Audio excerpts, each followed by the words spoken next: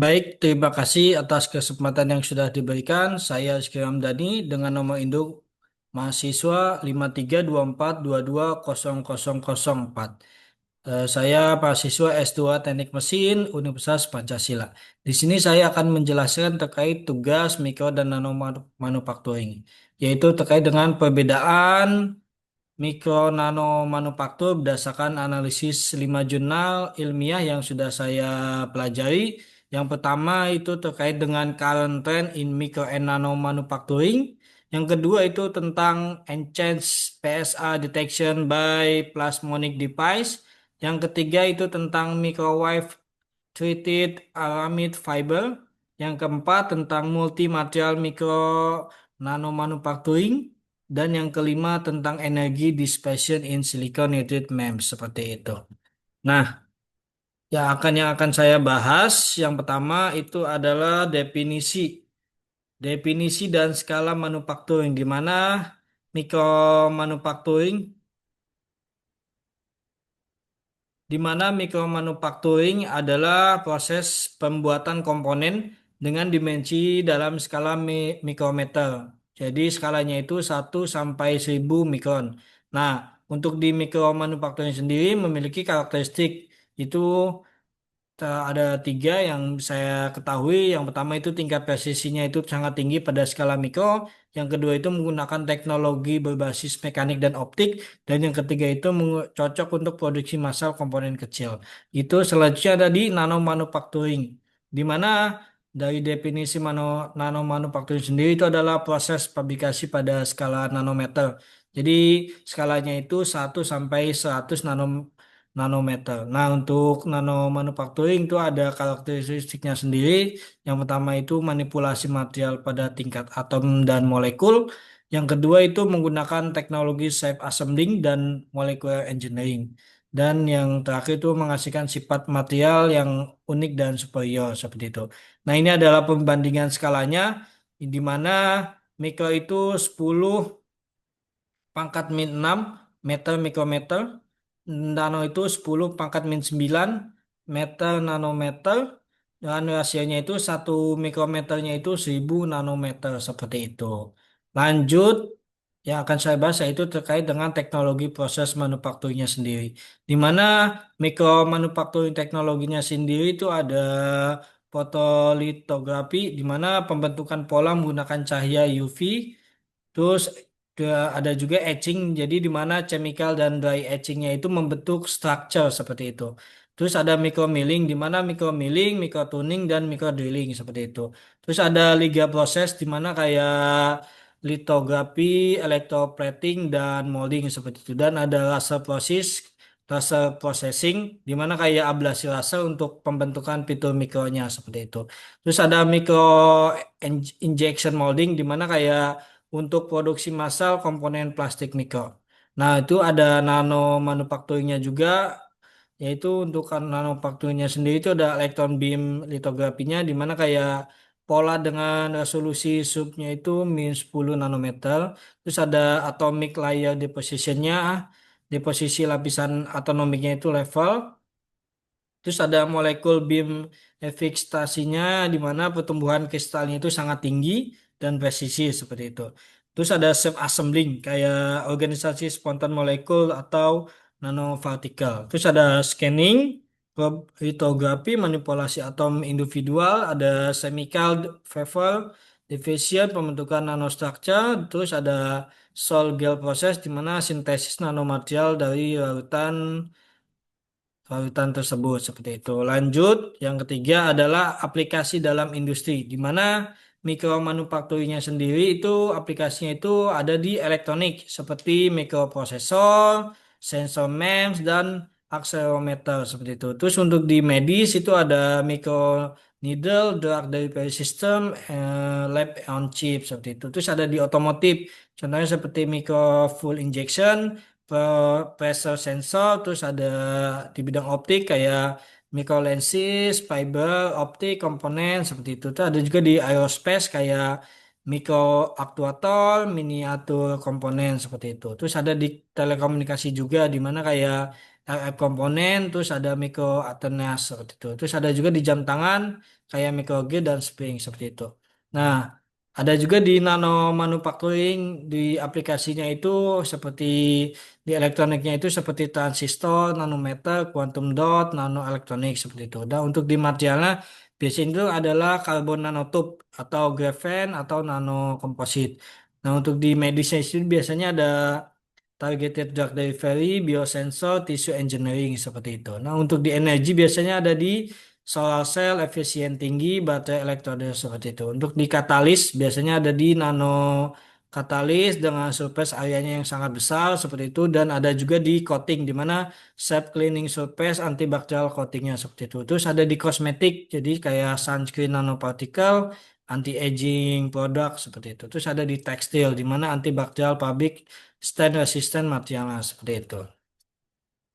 Lanjut ada di size effect dan fenomena fisik, di mana size effect dan fenomena fisiknya itu pada mikro skala effect itu ada beberapa bagian kayak surface tension dominance, kayak di mana kayak gaya permukaannya itu lebih dominan dari gravitasi seperti itu. Terus ada heat transfer change, di mana kayak konduktivitas thermalnya itu berbeda. Terus ada juga mechanical properties, di mana strength to weight ratio-nya itu sangat meningkat. Terus ada optimal effect jadi di praksi cahaya menjadi yang signifikan. Terus ada fluidic behavior itu aliran laminar dominan dan Raynaud number rendah seperti itu. Terus ada di yang kedua itu di nanoscale effect di mana nanoscale effect sendiri itu ada quantum effect di mana kayak quantum confinement, tunneling effect seperti itu. Terus ada di surface area to volume ratio di mana kayak drastically increase surface area. Terus ada di van der Waals forces, intermolecular forces dominan.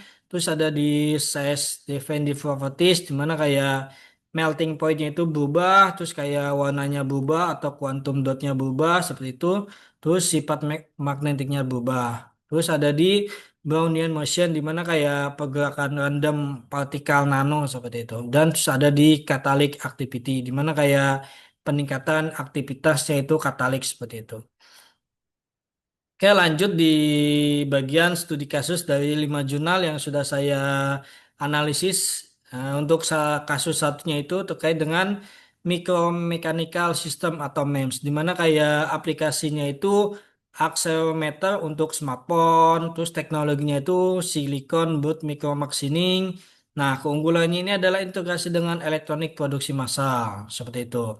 Terus untuk kasus keduanya itu ada nano drug delivery di mana aplikasinya itu targeted cancer therapy gitu. Nah, menggunakan teknologi liposome nanoparticle. Jadi keunggulannya itu adalah selektivitas tinggi, efek sampingnya itu minimal seperti itu. Nah, untuk di kasus nomor tiganya itu ada di microfuel cell di mana aplikasinya itu portable power source, teknologinya itu micro channel fabrication dan keunggulannya itu adalah high power density miniaturization seperti itu. Terus kasus keempatnya itu adalah karbon nanotube elektronik, di mana kayak aplikasi high performnya itu transistor, terus teknologi yang juga menggunakan CVD Grow, di mana kayak litografi patterning seperti itu. Dan keunggulannya itu adalah superior electrical properties seperti itu. Nah, untuk kasus terakhir nomor 5 itu nano enchain solar cell, di mana aplikasinya ini adalah lebih ke perovskite solar cell. Jadi teknologinya menggunakan nanostructure elektrodes seperti itu. Nah, keunggulannya adalah increase efisien dan cost reduction seperti itu.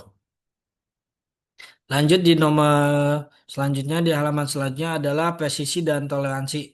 Di mana kayak micro manufacturing precision ini toleransinya tipikal kurang lebih 0,1 sampai 1 mikron. Di mana kayak roughness-nya juga itu 10 sampai 100 nanometer.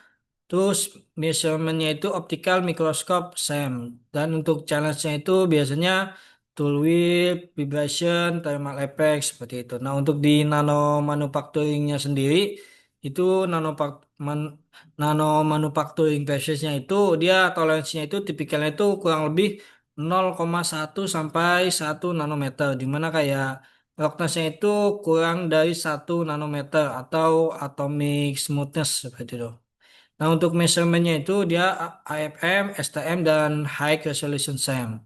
Nah, untuk challenge-nya itu kontaminasi kontrol, thermal fluxion, quantum internazers, metrology limitation seperti itu. Nah, untuk dari situ perbandingan akurasinya itu ada tiga yang saya dapat. Yang pertama itu untuk di mikro, di mana kayak mikro itu adalah presisi dalam skala submikrometer. Terus untuk nano itu presisi mendekati tingkat atomik dan cost impact-nya itu presisi nano membutuhkan investasi equipment yang jauh lebih besar seperti itu. Selanjutnya itu ada di multimaterial integrasi, di mana microscale integrasinya itu menggunakan heterogeneous integrasi, jadi silikon plus metal plus polimer seperti itu. Terus ada packaging menggunakan wire bonding, flip chip, stroke, silikon pias. Nah, untuk challenge-nya itu thermal expansion mismatch. Jadi terus ada interface adhesion, terus ada proses compatibility. Nah, untuk solusinya sendiri itu ada buffer layer sama gradient material dan advanced bonding tekniknya seperti itu. Nah, untuk di nano integrasinya sendiri itu atomic level controlnya itu Francis Dovan Fleischmann seperti itu. Jadi header structure-nya itu quantum well, super lattice, dan interface-nya itu atomic scale interface engineering. Di mana challenge-nya itu interdiffusion, lattice mismatch, contamination, dan karakteristik kompleks seperti itu. Ya, untuk solusinya ini dari multimaterial integrasi ini adalah Evitasial Grow, di mana terus juga ada Atomic Layer Engineering, terus ada In situ monitoring dan Clean Room Protocol seperti itu.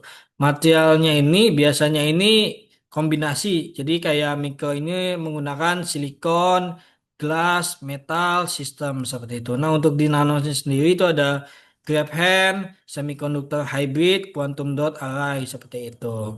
Nah, lanjut adalah tantangan dan solusinya, di mana tantangan dan solusinya itu tentang micromanufacturing itu yang pertama itu ada tool wheel dan presisi. Jadi solusinya itu adalah diamond tool, vibration dan isolation seperti itu. Untuk di heat manajemennya sendiri itu solusinya itu menggunakan micro cooling channel dan advanced material. Terus untuk di quality controlnya itu solusinya adalah inline inspection, statical process control. Terus ada di cost efektivitasnya itu solusinya itu ada di batch processing dan automation. Nah, untuk tantangan selanjutnya di nano manufaktur di mana contamination controlnya itu solusinya adalah ultra clean environment specialist handling. Terus scalability-nya itu solusinya adalah self assembling process, parallel fabrication.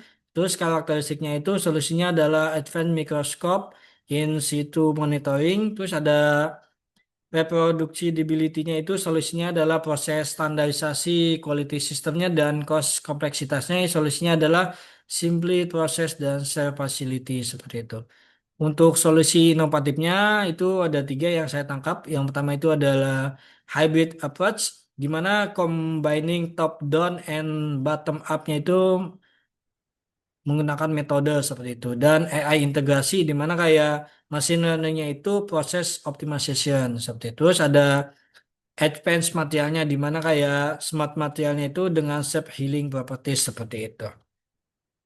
Kayak lanjut di tren masa depan di mana tren masa depan ini emerging teknologi gitu ya, emergency teknologi di mana kayak 4D manufacturing kayak time responsive structure, terus ada di bio nano integrasi kayak living system plus nano device seperti itu. Terus ada quantum manufacturing di mana kayak quantum enable fabrikasi, terus ada AI driven design di mana kayak ada machine learningnya itu optimization, terus ada sustainable nano di mana kayak green synthesis metodenya seperti itu. Nah, untuk masa depan aplikasinya ini biasanya itu untuk nanomedicine. Jadi programmer drug delivery robot. Kalau untuk di nano elektroniknya itu ada quantum computer atau neomorphic chip. Terus ada di environmentalnya itu ada di atmosphere CO2 capture device. Terus ada di space teknologinya kayak self assembling space structure. Terus ada di brain computer interface-nya kayak neural infra nanoscale seperti itu. Nah, untuk teknologinya sendiri itu mikro plus nano integrasi di mana kayak hierarchikalnya itu structure, terus ada di bio plus nano, terus ada kayak biometric manufacturing, terus ada di digital plus fisikal di mana kayak industri 4.0 itu diimplementasikan seperti itu. Lanjut ini ada yang terakhir adalah kesimpulan di mana kesimpulan ini saya menjadikan adalah perbedaan kunci. Jadi skalanya itu kalau untuk mikro itu menggunakan mikron, kalau untuk nano itu menggunakan nanometer. Jadi skala mikron dan nano itu adalah sampai 1.000 kali difference seperti itu. Nah untuk fenomena fisiknya di sini bisa terlihat yaitu classical mechanics versus quantum effect seperti itu. Nah untuk aplikasinya itu di mechanical system dan material properties. Nah untuk kompleksitasnya itu di engineering precision dan atomic manipulation seperti itu. Nah untuk keunggulannya masing-masing sendiri di sini kayak micro manufacturing itu keunggulannya adalah mature teknologi, cost efektif untuk volume tinggi, reliable processes, dan stable supply chain seperti itu. Nah untuk di nano itu keunggulannya ada revolutionary material properties, unsafe death fungsional, emergency market, scientific breakthrough. Nah, seperti itu. Untuk outlook industrinya biasanya itu di konvergensi teknologi. Jadi integrasi mikro dan nano approach, terus ada di market grow-nya itu kayak exponential grow di kedua segmennya itu bersamaan, terus ada investment. Jadi continue R&D investment required short itu. Nah, untuk standarnya itu need and for industry standardization seperti itu. Nah, mungkin itu saja yang bisa dapat saya jelaskan. Kurang lebihnya mohon maaf. Wabillahi taufiq hidayah. Wassalamualaikum warahmatullahi wabarakatuh.